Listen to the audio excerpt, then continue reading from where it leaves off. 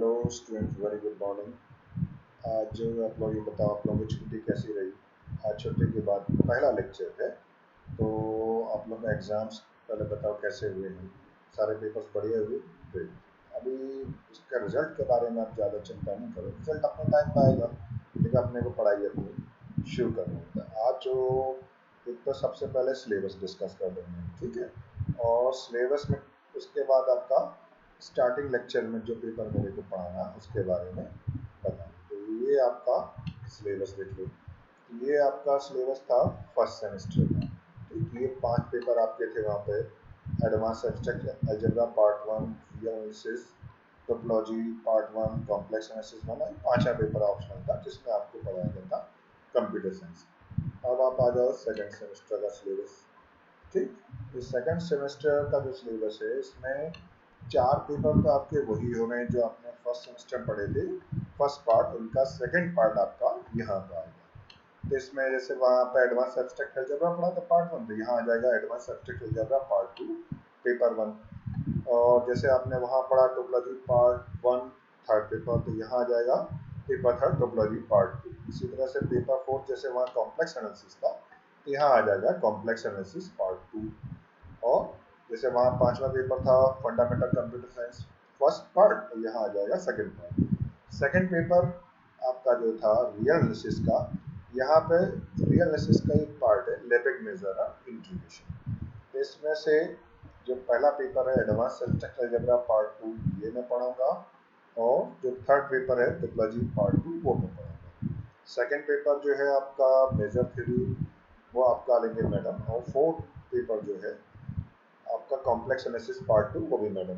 5वां पेपर जो आपके कंप्यूटर टीचर है, वो आपका पढ़ाएंगे कंप्यूटर। तो इसमें आपने को जो सबसे पहले आप देख लो, इससे चूंकि आपका पार्ट 2 आ रहा है, तो रिवाइज करने के लिए तो आपने फर्स्ट सेमेस्टर में इसमें क्या क्या चीज़ पढ़ी थी वो देख लो। तो ये आपके 5 पेपर हो गए। इसके बाद आप यहाँ पे आओ, तो ये अपने ने क्या क्या पढ़ा था इसमें। इसमें आपने 2 यूनिट तक ग्रुप थ्योरी पढ़ी थी। फर्स्ट यूनिट में नॉर्मल सब नॉर्मल सीरीज पढ़ी थी, कंपोजिशन सीरीज ये सब था। और दूसरी यूनिट में सॉल्युबल निम्पोटेंट ग्रुप था। थर्ड फोर्थ यूनिट जो थी, ये थी आपकी एक्सटेंशन ग्रुप। 5वीं यूनिट में पढ़ा था आपने ऑटोमॉर्फिज्म। तो ये एक तरह से आपकी 5 यूनिट में 2 यूनिट तो आपकी होगी ग्रुप थ्योरी की, और 3 यूनिट में दो बाकी जो है 2 यूनिट आपके एक्सटेंशन फील्ड पे, एक होगी गैलूस थ्योरी। अब आप आ जाओ यहाँ से लिख करो कि सेकंड सेमेस्टर में आपका क्या क्या।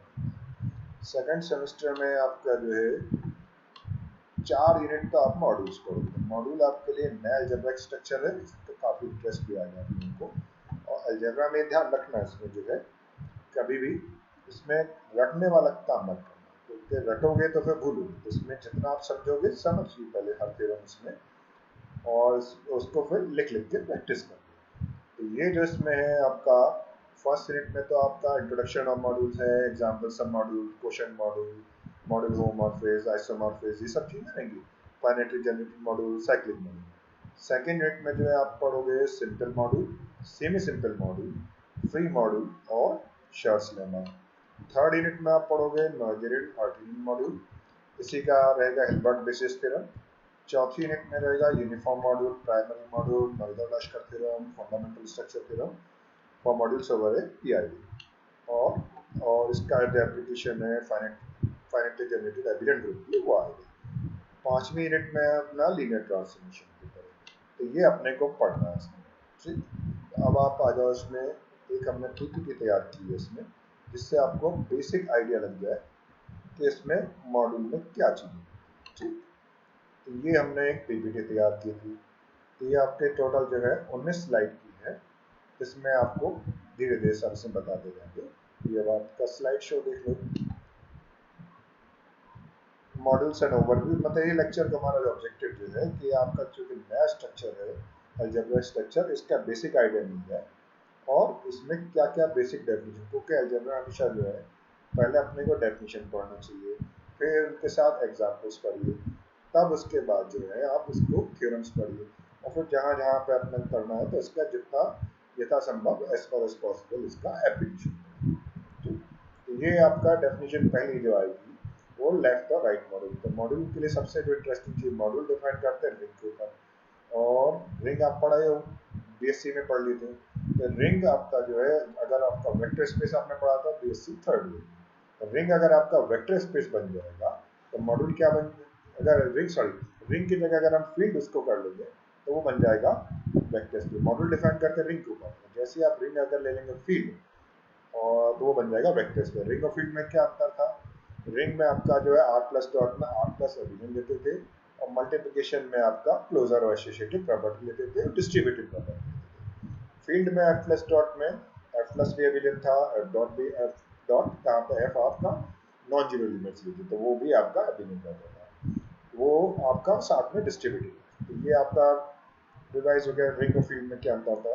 तो डेफिनेशन आएगी लेफ्ट राइट मॉड्यूल की, एक साथ डिफाइन कर सकते हैं। इन ए left right module, we have a we take a non-empty set and a ring R plus dot with following two properties. First property is M plus has to be an abelian group. M has to be an abelian group with addition. Second property is for every R belongs to R and M belongs to M, R M and M R belongs to. तो जो left right module है वो depend करे किस पे, ring की position पर। Ring का जो एलिमेंट आप ले रहे हो, रिंग का एलिमेंट लिया आर यदि लेफ्ट साइड में लोगे आर एम में तो वो होगा लेफ्ट मॉड्यूल, राइट साइड में लोगे तो वो हो जाएगा राइट मॉड्यूल। ठीक, और ये जो सेकंड रूल है आर एम और M R belongs to M, for every R belongs to R M belongs to M, ये आपके ये फॉलोइंग प्रॉपर्टीज, इसमें तीन प्रॉपर्टीज चाहिए होती है अपने। पहली दो प्रॉपर्टी आप देखोगे ये डिस्ट्रीब्यूटिव प्रॉपर्टीज हैं। रिंग के दो एलिमेंट लिए आर ओ एस और एम के दो एलिमेंट लीजिए स्मॉल ए स्मॉल।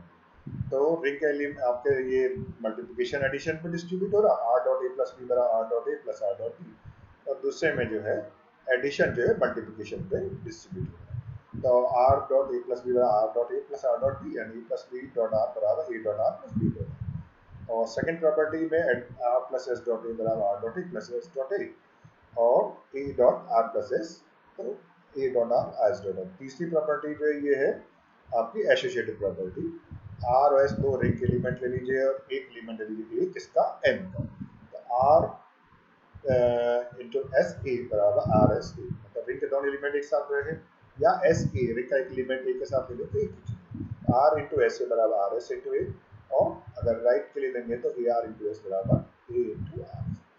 बहुत से राइटर जो है इसी में एक प्रॉपर्टी और जोड़ते हैं मॉड्यूल में कि रिंग में आपका मल्टीप्लिकेटिव आइडिया यूनिटी एलिमेंट होना चाहिए, लेकिन जो बेस्ट एडिशन जो है आपकी कन्वेंशन यही है कि रिंग के अलग से लेते हैं उसको और उसके लिए अलग स्ट्रक्चर बन जाता है यूनिटल मॉड्यूल। तो रिंग आर है also is unit element now such that 1 dot m बराबर m for every m belongs to m, then m is called a unital module। ठीक, ये आपके मॉड्यूल के एग्जांपल है कि यदि z आप रिंग ऑफ ऑल इंटीजर्स में m कोई पॉजिटिव इंटीजर ले लें तो mz जो है ये आपका z के ऊपर ये आपका मॉड्यूल बनेगा। दूसरी बहुत बढ़िया आपका एग्जांपल है कि रिंग ऑफ इंटीजर्स में जो ऊपर जो है डिफाइन किए कोई भी एविडेंट ग्रुप ले लीजिए, every evident group over the ring of integers ये मॉड्यूल कहलाता है।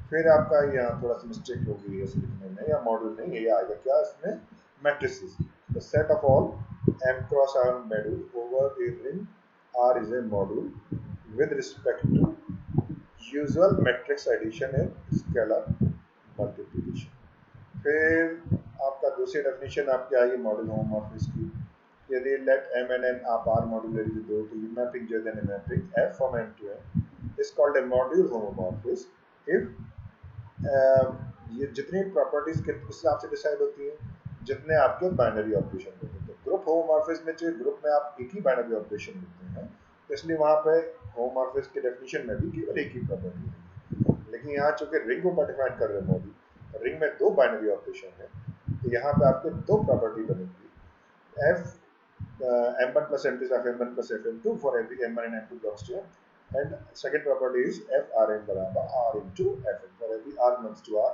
and m belongs to m। Third definition आपकी आएगी सब मॉड्यूल की, एक नॉन एम्प्टी कोई भी सबसेट ले लीजिए r मॉड्यूल m का n, तो ये उसका सब मॉड्यूल कहलाएगा यदि n भी सेम ऑपरेशन के साथ जो है वो भी मॉड्यूल, या उसका दूसरा विकल्प देंगे तो ये प्रॉपर्टीज दो चाहिए। A non-empty subset n of a R module n is called a submodule if n is also a module with respect to same operation, or alternatively if a plus b, first property is a plus b belongs to n, this is additive closure, A plus B belongs to N for every A and B belongs to N. दूसरा आपका are dot ए, जो कि आप इसमें module लेते थे, वही property आ गई, R dot A belongs to N for every R belongs to R, A belongs to N. अगर ये दोनों प्रॉपर्टी मिला दें तो आपकी एक ही कंडीशन रह जाएगी, if r dot a plus s dot b is in n for every r s belongs to r and a and b belongs to। Next definition इस इसके एग्जांपल देख लो मॉडल सब मॉड्यूल के, जैसे M module के दो तो आपके सब मॉड्यूल वैसे ही रहेंगे हमेशा, कौन सा, singleton set zero module N itself, ये कहलाते हैं इसके इम्प्रॉपर सब मॉड्यूल। इसके अलावा कोई भी सब मॉड्यूल एम लोगे वो कहलाएगा प्रॉपर सब। दूसरा अगर थोड़ा सा अलग से देखें, जैसे जेड आपने लिया, जेड मॉड्यूल जेड मतलब Z over the ring of integer, तो इसके लिए यदि पी कोई प्राइम नंबर है तो पी जेड इज ए सब मॉड्यूल ऑफ जेड। और एक थर्ड एग्जांपल ले सकते हो कि कोई भी लेफ्ट आइडियल ले लीजिए रिंग आर के ऊपर, तो लेफ्ट मॉड्यूल बनेगा। इसी तरह से कोई राइट आइडियल लोगे रिंग आर के ऊपर, तो वो आपका राइट मॉड्यूल बन जाएगा। ठीक। नेक्स्ट डेफिनेशन नंबर 4 आएगा आपका कर्नेल ऑफ मॉड्यूल होमोमॉर्फिज्म। ये कैसे डिफाइन करते हैं, for the module homomorphism F from M to N, kernel of F is denoted by K E R dot F and is defined like this, K is equal to kernel F n belongs to n, fn बराबर 0, zero element of n। और next definition 5 है simple और irreducible module. Simple module क्या होता है, जिसका कोई भी प्रॉपर सब मॉड्यूल नहीं है। R module m is called a simple or an irreducible module if it has no proper submodule or if 0 and m are its only submodule। Concentrate करो भाई, कहाँ ध्यान है। नेक्स्ट डेफिनेशन 6 आ जाइए, linear sum of submodules. Let A and B submodules ले लीजिए are module N की, तो इनका जो लीनियर सम होगा, linear sum of A and B submodules is defined like this, a plus b is equal to this set whose elements are expressed as a plus b, a belongs to a, b belongs to b। Next definition number 7 is direct sum of submodules।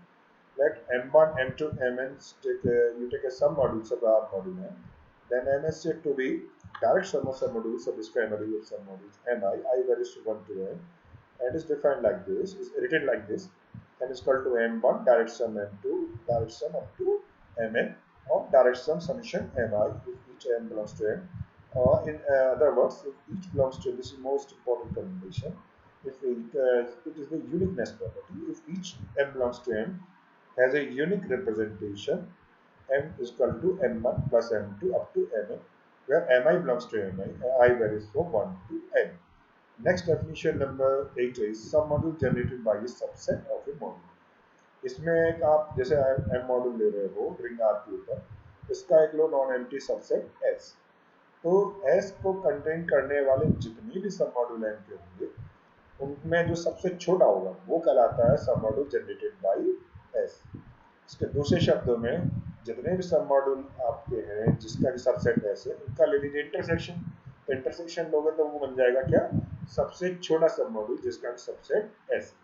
तो इसको लिखेंगे ऐसे, late S be a non-empty subset of R module n, then the smallest submodule of n containing S is called the submodule generated by S। This is actually the intersection of the family of submodules of n containing S. It is denoted as this is symbol generated by S. It's called intersection mi. Mi is a submodule containing S। Next definition, very important, cyclic module। आपने पढ़ा था, you have studied in undergraduate classes cyclic group। Okay, the cyclic group was generated by a single element। In the same way, cyclic module is defined, a module generated by a single element of the module, and this element is called the generator of the cyclic module, and this element should be in the cyclic module। The module generated by a single element of the module is called a cyclic module।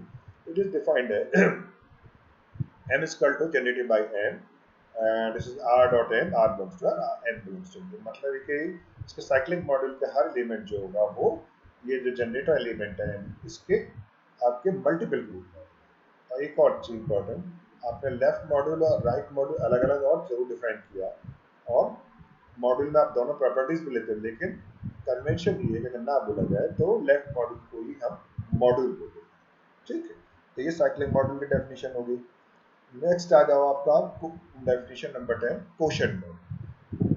n मान लीजिए कोई सब module है r module m का, late n B सब module of r module है, then the quotient set जो है m अपॉन n, जिसके एलिमेंट्स होंगे small m plus n, m plus n। अब यहाँ पे एडिशन के अगर आप याद करो कि जब आप क्वोशंट ग्रुप पढ़ते थे ग्रुप थ्योरी में, क्योंकि आपका ग्रुप में अगर ये माना जाता है अगर कुछ भी आप बाइनरी ऑपरेशन नहीं डिफाइन कर रहे हो तो वो क्या बनता है, मल्टीप्लिकेशन। तो मल्टीप्लिकेशन होने के कारण जब आप क्वोशंट ग्रुप लेते थे जी बाई एच, तो वहां हम उसके एलिमेंट कैसे लेते थे, स्मॉल जी इंटू एच, आपका जिसके एलिमेंट आप लेफ्ट कोसेट के रूप में लेते थे, इसी प्रकार एच जी जिसके आपका राइट कोसेट अगर ले रहे थे। यहाँ पे चूंकि आपका एम प्लस एबिलियन लेते हो मॉड्यूल में, मल्टीप्लिकेशन में नहीं है, इसलिए जो quotient module M upon N के एलिमेंट होंगे वो होंगे एम प्लस एन के एम नोट्स।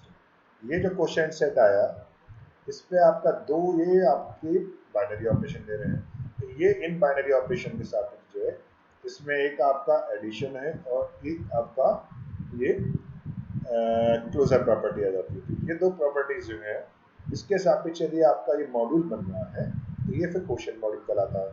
तो ये आप कैसे लिखोगे, R dot M one plus M two बराबर R M one plus R M two, where R belongs to R and M one M two belongs to M. और दूसरी property आपकी क्लोजर प्रॉपर्टी हुई कि आपके दो एलिमेंट लिए आपने एम अपॉन एम के, M one plus N M two plus N, इनका जो एडिशन है वो आप लिखोगे M one plus N M plus M two plus N बराबर M one plus M two plus N for every M one M two belongs to M. ये module कहलाता है आपका क्वोशंट मॉड्यूल। नेक्स्ट डेफिनेशन आ जाओ, definition number 11, finitely generated module. R module n is called a finitely generated module if the generator set of n is finite। दूसरे शब्दों में यदि हमारे पास ये कोफिशिएंट एलिमेंट मिले R1 R2 Rn और एलिमेंट्स मिलना चाहिए जनरेटर सेट के A1 A2 An, मैंने सबसेट m को मॉड्यूल लिया, उसका सबसेट लिया S, तो ये जनरेटर सेट जो इसका यदि इसमें नंबर ऑफ एलिमेंट फाइनाइट है तो ये फाइनाइटली जनरेटेड मॉड्यूल है। और अगर आपके जनरेटर सेट में इनफाइनाइट नंबर एलिमेंट है इनफाइनाइटली जनरेटेड मॉड्यूल हो जाएगा। तो कंडीशन इसकी ऐसे लिखेंगे कि R module n is called a finitely generated module if the generator set of n is finite। In other words, if there exist elements A1 A2 An in a subset S of n such that every element, ये जो important condition ये है कि every element m belongs to n can be expressed like this, and ये तो generator वाला गया, m is equal to summation ri ai for sum ri belongs to r। okay, next definition आ जाओ आपका, पहले आपने पढ़ा था हुआ direct sum of submodule, अब आप आ जाओ direct product of submodule कैसे डिफाइन करते हैं। तो जैसे आपने लिए आर मॉड्यूल एन के submodules M one M two M R, और उनका ये डिफाइन कर दो Cartesian product M equal to M one cross M two cross up to M R. तो let M one M two M R be submodules of R module N and let M equal to M one cross M two up to M R, और इसके element are tuples बनेंगे m1 m2 mr mi belongs to mi varies from 1 to r। इसमें आप दो binary operation define करो किसके लिए, r tuples के लिए। ये r टपल्स का एडिशन डिफाइन किया coordinate wise m1 m2 mr और plus m1 dash m2 dash mr dash coordinate wise जुड़ जाते हैं।